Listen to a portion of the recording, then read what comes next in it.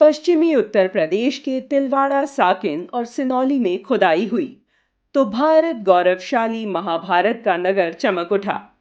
प्राचीन बर्तन और दाह संस्कार के प्रमाणों की एक रूपता की झलक दिखने लगी।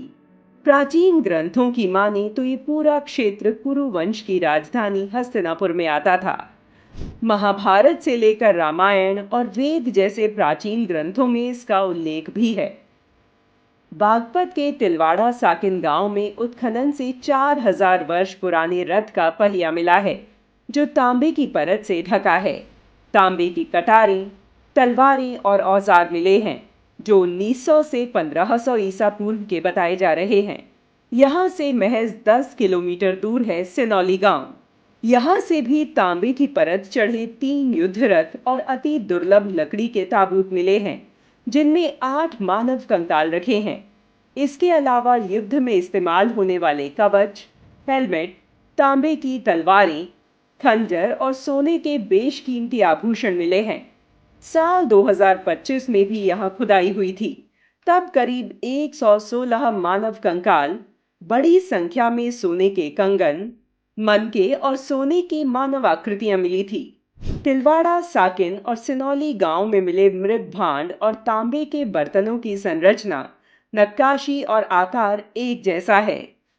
सभी अवशेषों की कार्बन डेटिंग भी हुई है, जिससे एक बात तो बिल्कुल स्पष्ट है कि भारतीय उपमहाद्वीप की सबसे पुरानी योद्धा जनजातियों में से एक यहाँ निवास कर रही थी। और ये लोग प्रवासी नहीं, अपितु हड़प्पा सभ्यता से अलग संस्कृति वाले स्वदेशी योद्धा थे। ये भी स्पष्ट है कि वैदिक युग के लोग अत्यंत कुशल कारीगर थे। धातु पिघलाना, ढालना और लकड़ी पर तांबे की परत चढ़ाना उन्हें अच्छी तरह आता था। महिलाओं के कंकालों के साथ मिली तलवारें पुरुष महिलाओं की बराबरी के सबूत पेश करती हैं, जो इस बात का द्योतक है कि भारत की सनातन परंपरा में लिंग को लेकर कोई भेदभाव कभी नहीं था। गंगा यमुना दोआब में पुरातात्विक स्थलों से मिले ये पुरावशेष वामपंथी इतिहासकारों के फैलाए झूठ की पोल भी खोलते हैं और इस भ्रामक धारणा को पूरी तरह असत्य साबित करते हैं कि आर्य विदेशी आक्रमणकारी थे और वे अपने साथ रथ और हथियार लेकर आए।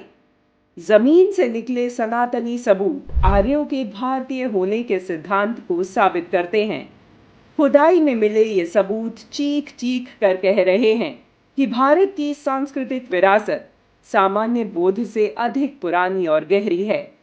बस जरूरत है गढ़े हुए पूर्वाग्रहों को मिटाकर, पाश्चात्य संस्कृति का चश्मा हटाकर भारत के गौरवशाली अतीत को पहचानने की, जिसे कभी षड्यंत्र के तहत दबा दिया गया था।